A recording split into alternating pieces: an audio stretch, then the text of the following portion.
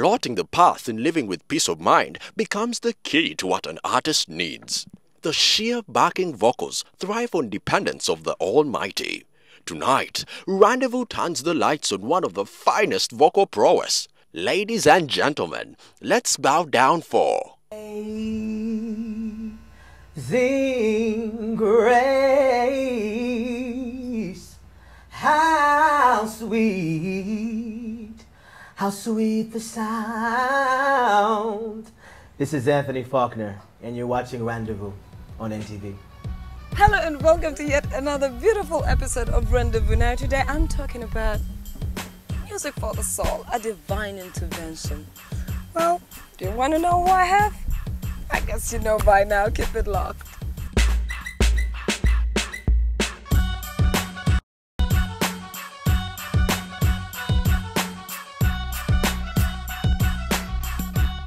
God has smiled on me. He has set me free. Yay! Hello and welcome. Today I have someone really special and amazing who happens to be a gospel artist, yes, and not from within. So how could I start this up? Who is Anthony Faulkner? Anthony Faulkner is a man who is yearning for God's love. He's the center of my heart, and I strive very hard to please him by doing the work I have to do throughout the world. So his work being the music. Yes. You have decided to give back to his love. Yes. You give him back music. Yes. Oh, pretty amazing. Inspirational words too. Okay. But they're all true through my life and what I've been through in my journey. Can I know something about your family background? I mean, from when you were little, did you think it's what you really wanted to do? No, I had no idea until one day this lady at church walked up to me and she said, "Hi, young man, how are you?" And I didn't know who she was. She was so beautiful. I was like, "Hi." And I said, "How are you?" And she said, she asked me one question. She said, "Do you like music?" And that one question changed my life forever. And I didn't know that she was a platinum selling artist by the name of Angela Winbush. Wow. Yes, and she's a very big artist. And so that is how it started for you. How old were you at the moment? I was 9. I was 9 years old. And it started, she asked me, did I like music? I said, yes, but I didn't know what music was. I was just spellbound by her beauty. And from there she said, well, do you like instruments? I said, yes. So I started with saxophone. Okay. That didn't work out. So then she saw me again another Sunday at church and she said, well, try piano. That didn't work. And it wasn't until I saw her on the Soul Train Awards singing that I knew at that point I wanted to sing. What's your personality? You know, usually when people, we have a way we perceive other people, given your line of work, what you do. So it kind of gets a little bit complicated on how somebody can place you. Are you an introvert and you're an extrovert? Who exactly are you? That's a very good question. I would say I'm both of them. Wow, that's not easy to pull off. I like to be well balanced. You know, I want everybody to know that I'm reachable and I'm approachable. So anyone can come talk to me, you know, so I'm very friendly, you know, but I do the business side as well as the artist side. So I wear many hats, you know. For sides. Yes. Yes, so I'm both. You're both. Hold on, wait a minute. I want to tell you about my God.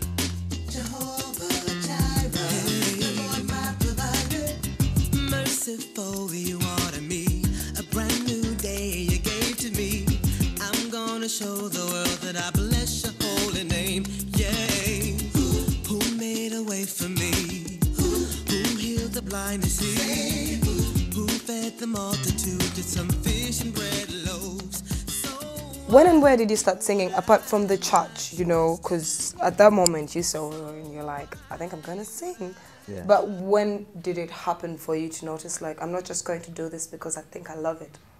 It's because I want to do it. Well, when it happened to me, when Angela came to me and asked me the question, I was young, but I had a lot of turmoil that was going on in my life. I was from a family of 7 kids, you know, so we had a big family, you know, the money wasn't a lot, so we had to make do with what we had. So at that point, when she came and asked me that question, it changed my life drastically.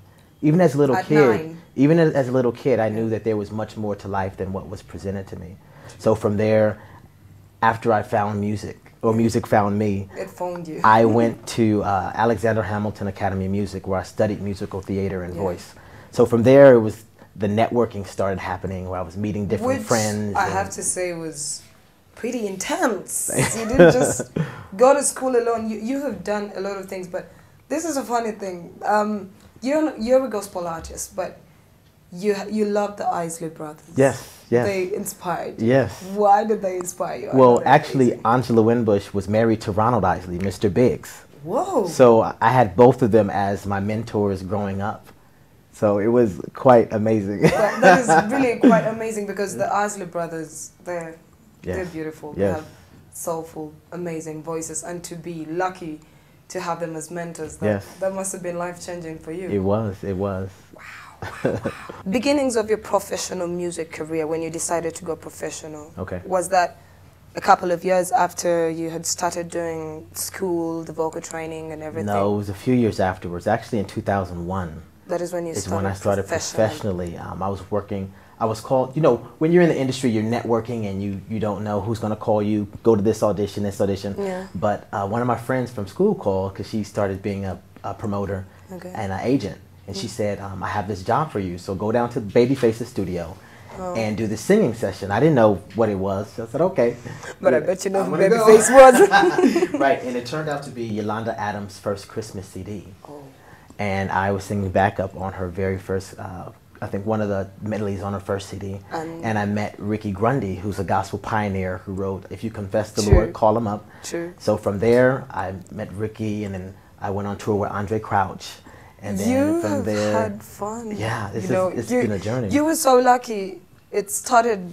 It wasn't really a dream. It's just something that you just got up and it's facing you, and you were lucky to have some of the greatest around you, and you moved up so fast. How did you feel about that? It's like your life was a whirlwind at that moment, you know. Yes, it's been a constant journey trying to find out where I wanted to go, what I wanted to. You know, I've always been. I aimed for greatness. But I didn't know, you know, the in-between, where I was going to end up, how it was going to come about. So it's been a very good, interesting, adventurous journey. It should be. It should be. Who made a way for me? Who healed the blind and see?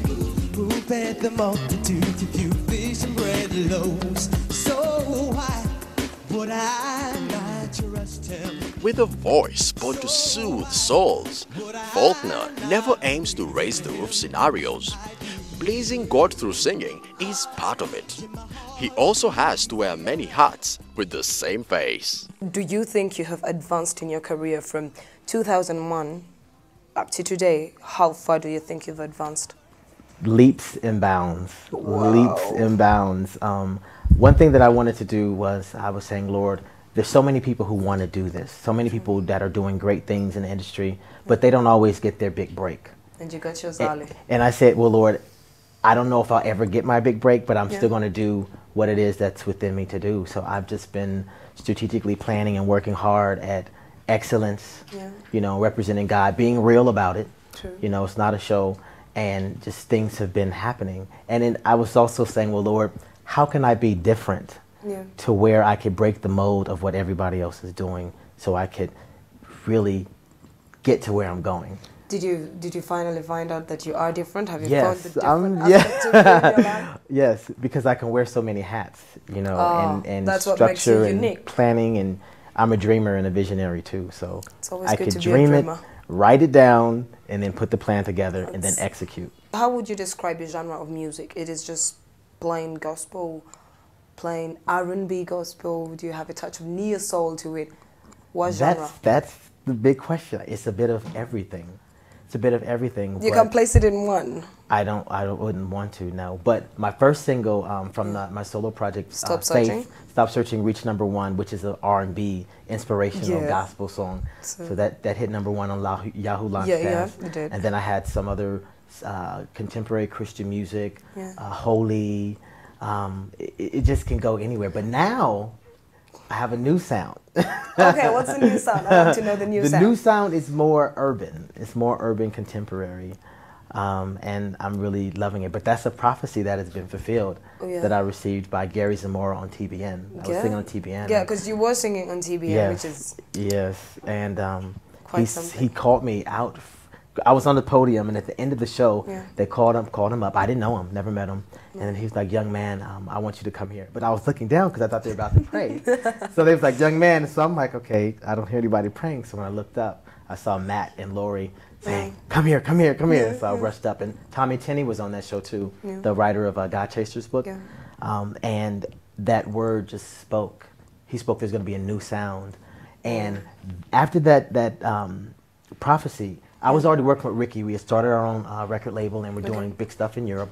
And I had questions because he was like, God is giving you your record label. So I'm like, was he talking about this one or the new one? So that Sunday, which is a few days after the show, I went to Gary's church in North Hollywood, California. And before I could speak to him after service, he caught me up on stage and spoke the clarity that I was looking for. Oh, some closure. Unbelievable. Unbelievable.